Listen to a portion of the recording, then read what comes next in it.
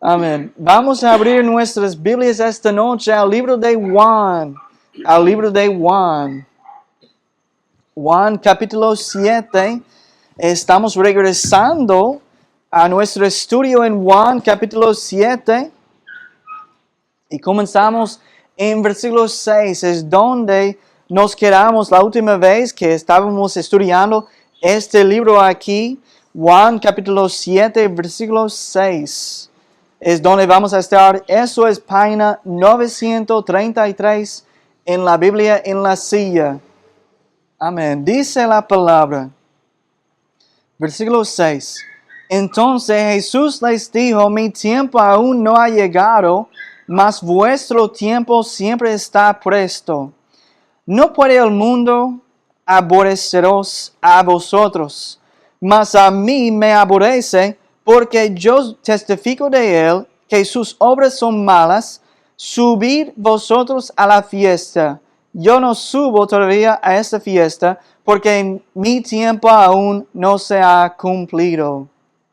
Amén. La última vez que estudiamos el libro de Juan, hablamos de la fiesta de los tabernáculos y de cómo era una celebración de los judíos que iba junto con el final de su cosecha.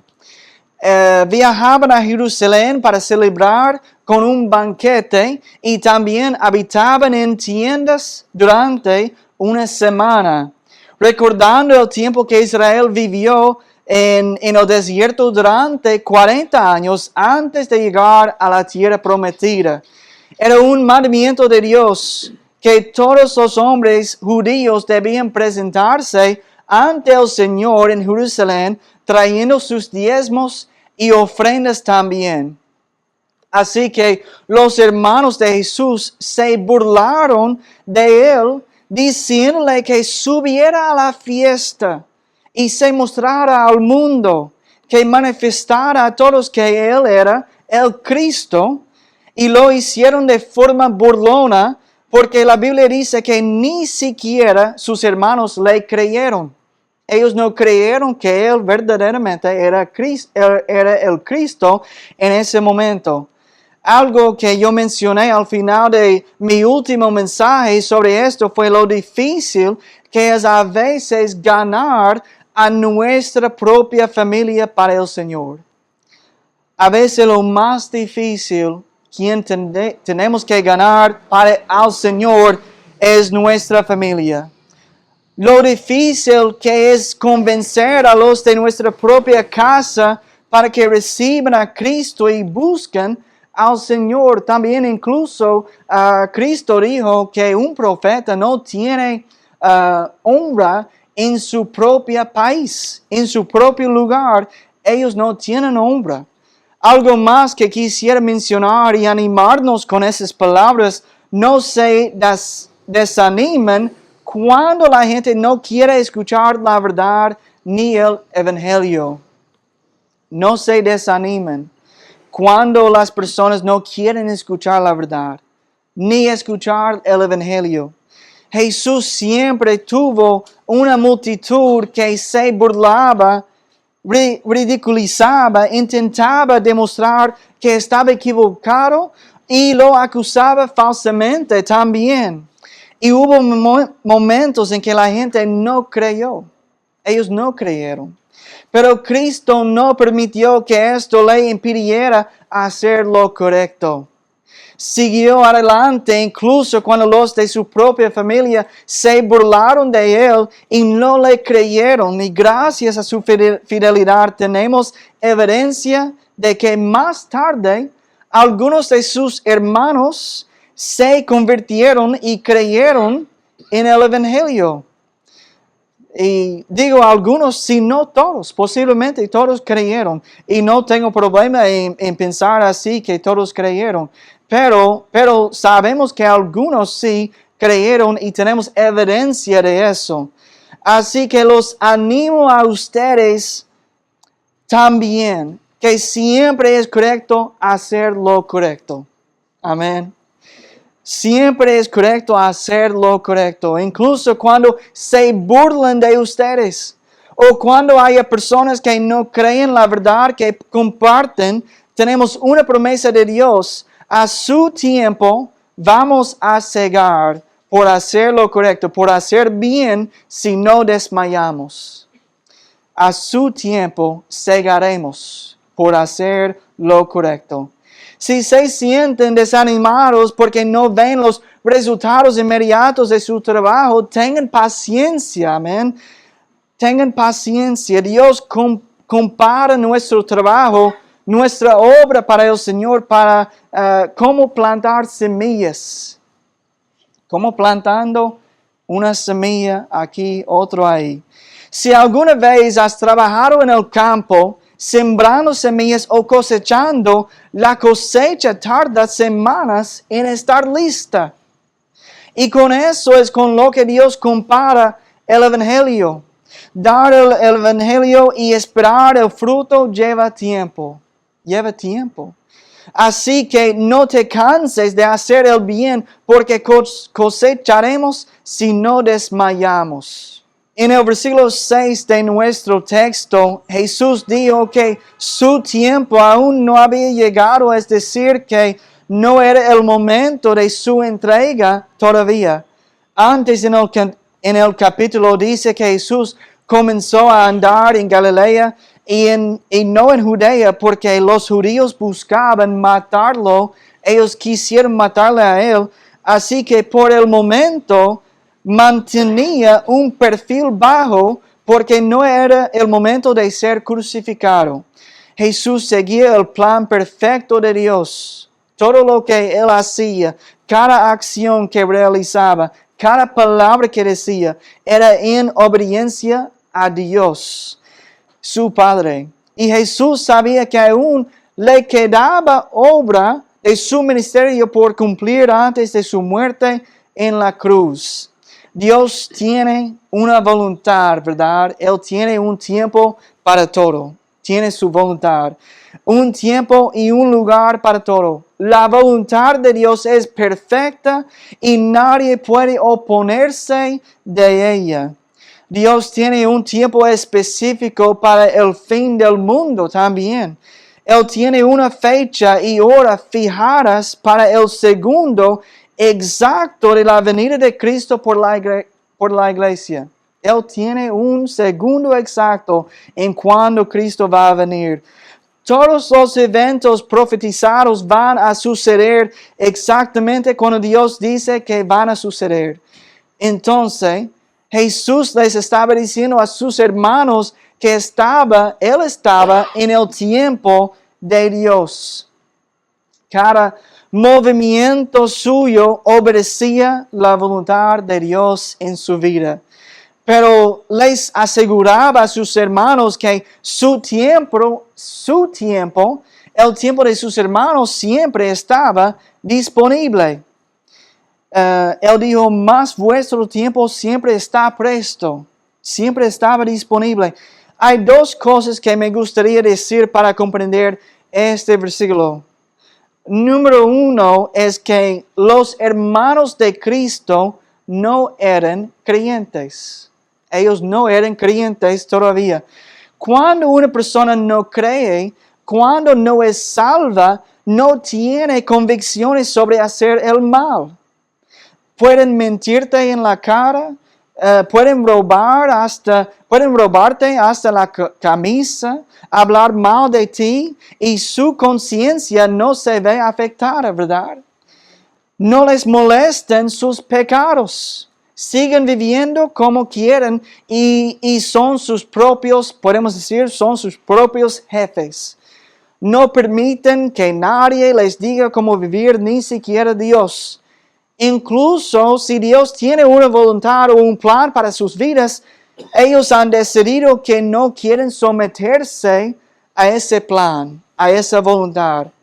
Así que, como los hermanos de Cristo decidieron no someterse a la voluntad de Dios, sino seguir sus propios deseos, podían ir y venir como quisieran. Pero cuando te conviertes en hijo de Dios, reconoces que Dios es tu Señor, ¿verdad? Él es tu Señor, que no te perteneces a ti mismo y que la voluntad de Dios es el mejor plan para tu vida. Como cristiano, Cristo me ha hecho libre, ¿verdad? Él me ha hecho libre, pero con esta libertad que Cristo me ha dado, yo elijo seguirlo a Él y su voluntad para mi vida. Número 2, lo que yo quiero compartir de este texto, y como que Jesús dijo que su tiempo siempre estaba presto, es como yo mencioné antes, todo lo que Jesús dijo e hizo tenía que ser conforme a la voluntad de Dios, porque Él era Cristo, Él era el Hijo de Dios. Siempre tenía que ser conforme a la voluntad de Dios. Jesús era el Hijo de Dios y su vida fue ordenada por Dios. Incluso siendo un niño de 12 años, Jesús les dijo a sus padres que era necesario para él estar en los negocios de su padre, que fue necesario de estar en los negocios de su padre. También tenía que ser perfecto y sin pecado en su carne humana. Así que cada pensamiento, cada acción, cada palabra tenía que ser en completa perfección, sin pecado, cada segundo de cada día. ¿Ustedes pueden imaginar eso? Que cada segundo de cada día, cada pensamiento, cada acción, cada palabra tenía que ser en completa perfección, sin pecado. Eso significa que él nunca tenía un mal pensamiento. Nunca tenía un pensamiento negativo. Una de las razones por las que me mantengo alejado de las redes sociales es por toda la negatividad que hay allí. Hay mucha negatividad, ¿verdad? A veces podemos ver el corazón de una persona a través de lo que ellos publican, ¿verdad? Hay personas que sonreirán y actuarán bien contigo, pero en sus redes sociales publican mensajes críticos sobre todo tipo de cosa negativa que está sucediendo en su vida.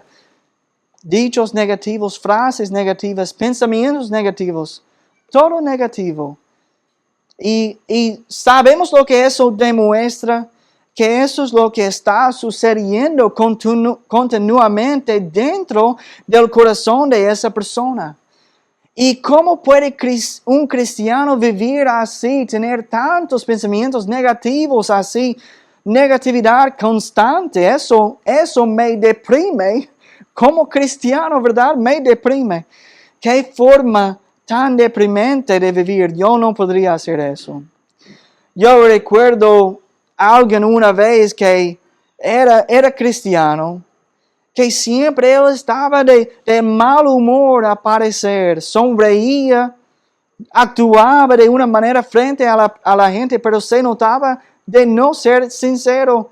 Y donde quiera que iban, cerraban las puertas de golpe. Cerraban las puertas de golpe. Pateaban el suelo y ponían mala cara, así, todo el tiempo.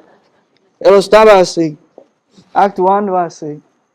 Y él, yo no tengo dudas para pensar que él es cristiano, pero él actuaba de una forma así. Pero ¿cómo puede un cristiano actuar así todo el tiempo? No se debe, ¿verdad? No se debe.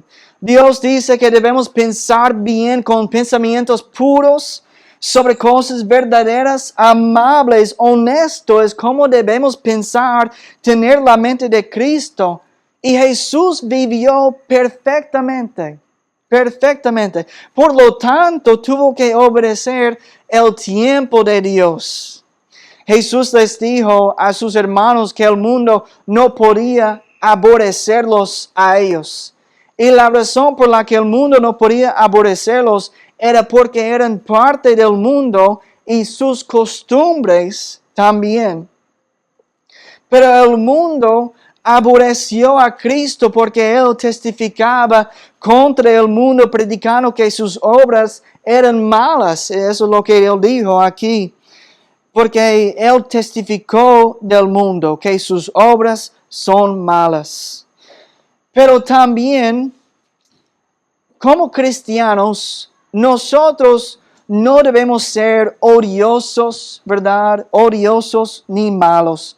Pero también está la idea equivocada de que un cristiano nunca puede decir nada ofensivo. Y no es así. No debemos hablar en pecado, ¿verdad? Un cristiano no debe hablar en pecado, pero la palabra de Dios en sí misma puede ser ofensiva, ¿verdad? Jesús dijo cosas que ofendieron, pero es porque dijo la verdad en amor, con amor. El mundo no quiere escuchar la verdad cuando los hace culpables. A nadie le gusta que le digan que está equivocado, ¿verdad? A nadie le gusta que le digan que está equivocado.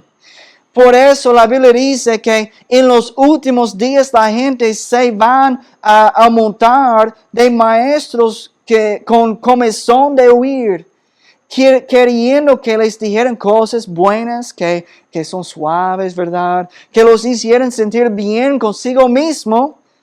Pero la labor de un pastor, es predicar la palabra. No solo las partes que creemos que nos harán sentir bien, sino que cada palabra de Dios es inspirada por Dios y necesita ser predicada en la iglesia. Esa es una de las razones por las que disfruto estos estudios bíblicos, ¿verdad? Porque repasamos todos los versículos.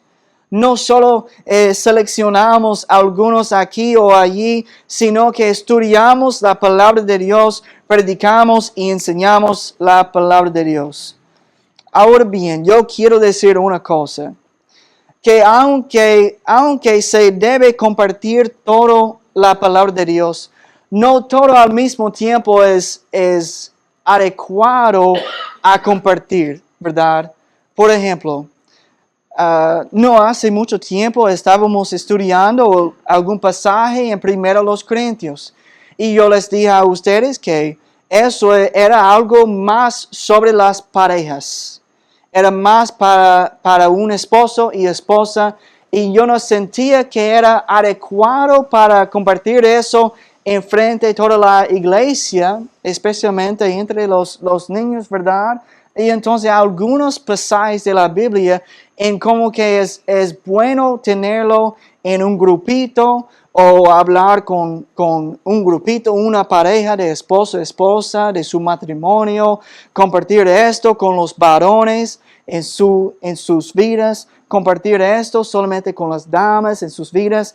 Hay algunos pasajes así, pero toda la Biblia es importante para nosotros a aprender y crecer a través de ella. Amén. Vamos a seguir leyendo aquí. En versículo 8 hasta 9. Versículo 8 hasta 9. Que dice: subid vosotros a la fiesta, y yo no subo todavía a esa fiesta, porque mi tiempo aún no se ha cumplido. Y habiéndoles dicho esto, se quedó en Galilea. Jesús les dijo a sus hermanos que subieran a la fiesta. Les explicó que Él no subiría todavía. Jesús sabía que Él tendría que subir porque era un mandamiento de Dios que todos los varones judíos se presentaran en Jerusalén trayendo sus diezmos. Pero Jesús no mintió. Él no mintió. No dijo que no iría. Solo dijo que no iba a subir todavía, ¿verdad? Dijo que no iba a subir todavía. Así que Jesús esperó a que sus hermanos se fueran primero para poder subir en secreto. Eso fue su plan, para subir en secreto a Jerusalén. Amén. Seguimos leyendo. Vamos a versículo 10 hasta 11. 10 hasta 11, que dice: Pero después que sus hermanos habían subido, entonces él también subió a la fiesta, no abiertamente, sino como en secreto. Y le buscaban los judíos en la fiesta y decían: ¿Dónde está aquel? ¿Dónde está Jesús? Entonces aquí vemos la razón por la que Jesús no subió a la fiesta abiertamente, porque todos los que buscaban matarlo sabían que Jesús tendría que presentarse. Ellos supieron que él era judío, varón, que tendría que presentarse ante Dios en Jerusalén. Dios le ordenó presentarse a la fiesta. Entonces, cuando dice que los judíos lo buscaban en la fiesta y preguntaban dónde estaba, ¿a quién crees que preguntaban? ¿A quién ustedes creen que ellos preguntaban? ¿Dónde está Jesús? Ellos fueron, ¿verdad?, a sus hermanos. Jesús lo supo. Él supo que sus hermanos iban adelante y que los demás iban a preguntar: ¿dónde está Jesucristo? ¿Dónde está Jesucristo? Yo sé que Él debe estar aquí porque ustedes son sus hermanos. Todo el mundo lo sabe, ¿verdad? Entonces, lo más probable es que preguntaran a sus hermanos. Y ya que las familias solían viajar juntas y celebrar juntas en las festividades judías, pero Jesús sabiamente fue en secreto, consciente de que esto iba a suceder a él. Algunos podrían decir que ser precavido, esconderse o protegerse es vivir con miedo o vivir sin fe, pero Dios nos dio sabiduría y entendimiento para mantenernos seguros y protegidos, ¿verdad? Jesús no tuvo miedo ni desobedeció. Aún así fue a la fiesta. Simplemente lo hizo para proteger su vida y también para esperar el momento perfecto de Dios para su entrega a la cruz. Algo que yo estaba mencionando hace unas semanas, no creo cuándo, o no recuerdo cuándo bien lo dije, pero una cosa que Dios nos ha dado, una mente de sabiduría, ¿verdad?, para conocer lo que nos puede hacer daño. Por ejemplo, si hay un serpiente que va por aquí, ustedes se van a alejar de ese serpiente, la mayoría, ¿verdad? Se van a alejar de ese serpiente. O posiblemente un ratón, o una cucaracha, un 100 pies, no sé. Lo que tú tienes miedo de un tipo de insecto, tú sabes que posiblemente ese puede hacerte daño. Entonces no lo toque. Porque a veces las serpientes, los insectos son venenosos, ¿verdad? Son venenosos, hay que protegerte de eso. Yo estaba diciendo que cuando llegamos aquí, que habían algunos 100 pies para allá en el patio, porque el patio creció muy largo, hasta casi así. Hasta casi así. Entonces, habían 100 pies y las personas siempre nos dijeron que si encuentras a un 100 pie y te pica, vaya al hospital de inmediato. Entonces, nosotros siempre recordamos eso, que las personas nos dijeron eso. Pero son grandes. Nosotros en los Estados Unidos no tenemos 100 pies así. Eso es como un serpiente, ¿verdad? Un 100 pies así. Como una serpiente. Sí, son grandes, gigantes. Creo que su nombre es gigante, algo así de su nombre. Pero nosotros lo que tenemos son a esta mitad, así. ¿Cómo se dice? Medida, a esta medida. Sí. Seguimos leyendo aquí, de versículo 12. Y había gran murmullo acerca de él entre la multitud, pues unos decían es bueno, pero otros decían no, sino que engaña al pueblo. Pero ninguno hablaba abiertamente de él por miedo a los judíos. Mira en cómo la multitud hablaba de Cristo. Algunos decían que era un buen hombre, otros lo llamaron engañador. Hubo una gran división entre el pueblo. No es asombroso que nadie le dijera cosas en su cara, ¿verdad? Murmuraban sobre él a la puerta cerrada. Yo recuerdo de joven que mi pastor siempre dijo esto. Muchas veces el pastor es el último en enterarse de las cosas que suceden en la iglesia. Que muchas veces el pastor es el último en enterarse de las cosas. Algo está pasando en la iglesia entre las personas, se corre la voz y todo el mundo lo sabe y el pastor no tiene ni idea. No tiene ni idea. Pero eso no fue el caso de Jesús, porque Él es Dios, Él sabía lo que estaba pasando y que la gente murmuraba de Él, murmuraban por miedo. La razón por que la gente murmura en lugar de hablar abiertamente suele ser el miedo. En este caso temían lo que pensarían sus vecinos judíos. Bueno, si le digo a mi vecino que yo creo que Jesús es un buen hombre, van a hablar mal de mí y puede que quieran matarme también. Eso es lo que ellos estaban pensando. El miedo hizo que algunos creyentes guardaran silencio sobre su fe. Y cuando el miedo causa desobediencia o hace que no defiendas lo que es correcto, estás permitiendo que el miedo te controle. Y eso no está bien. No debemos dejar que el miedo silencie nuestra fe y nuestro testimonio de Jesucristo. Eso pasó con Pedro, ¿verdad? Ustedes recuerdan la historia de Pedro. Pedro negó a Cristo 3 veces. Pero cuando se dio cuenta de lo que había hecho, dice la palabra que él lloró amargamente.